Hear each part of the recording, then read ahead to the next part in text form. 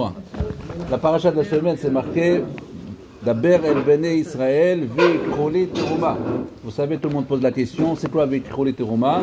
Si j'ai envie de te demander 10 euros, je ne te dis pas prends-moi 10 euros, je te donne-moi 10 euros. Veikrolet, ça veut dire prenez. Mais on ne prend pas, on donne. Hachbouch nous demande donnez-moi Teruma. C'est quoi prenez Teruma? On raconte sur un rab qui s'appelle Rabbi Shmuel Hanagid.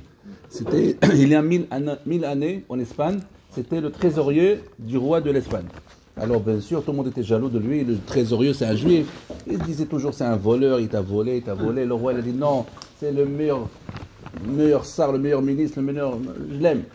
Et à la fin, qu'est-ce qui se passe? Il a dit, teste-le, faites-lui un petit contrôle fiscal, vous allez voir, vous allez trouver c'est un voleur. Un jour il a dit, bon je vais essayer, il a appelé, Rabbi Shmuel vient me voir, il est venu, il a dit, voilà, je voudrais que tu me donnes la liste, combien de l'argent tu as dans ta vie. Je veux savoir contrôler. Il lui a dit, donne-moi 2-3 jours, j'arrive. Il est arrivé après 2-3 jours, il lui a dit, voilà, j'ai bien noté, j'ai 35 550. Elle lui a dit, tu te fous de moi.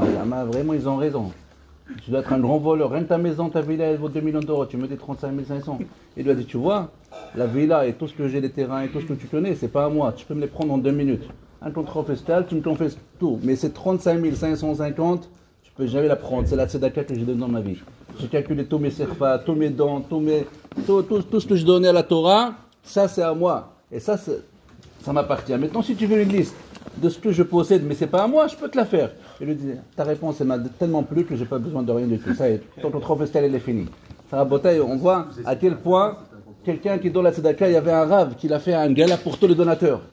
Et les donateurs, ils étaient là, on leur a fait un bon repas. Zama, c'est eux qui tiennent la Torah. Et ce rab, il a commencé à pleurer. Il pleure. On lui a dit, qu'est-ce qu'il y a, rab? Tu as besoin un peu plus d'argent? On lui a dit, non. Si le Mashiach, il était là, c'est les donateurs qui nous font la Serouda aux Avrechim qui tiennent la Torah. Parce que ce n'est pas les donateurs qui nous tiennent. C'est nous qui soutient les donateurs. C'est lui qui voit la vérité. Il ne donne jamais la tzedaka, il reçoit. Ça veut dire, si lui qui veut économiser de l'argent, le vrai argent dans la bas, il doit donner la tzedaka. Mais donner, c'est recevoir, c'est prendre. Prenez votre argent, faites quelque chose avec. Prenez-le pour vous.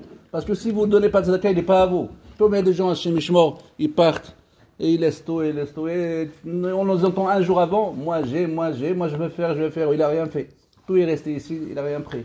Alors c'est ça la paracha de la semaine, c'est de savoir chaque seconde qu'on peut profiter à aider quelqu'un dans la Torah, et chaque jour qui passe sans tzedaka, sans chesed, c'est un jour perdu. Il faut qu'on cherche tous les jours comment faire pour aider les gens, pour faire la tzedaka, pour qu'on réussisse à considérer cette passoute de la paracha, veillez les Torah tous les jours, Be'ezrat Hashem.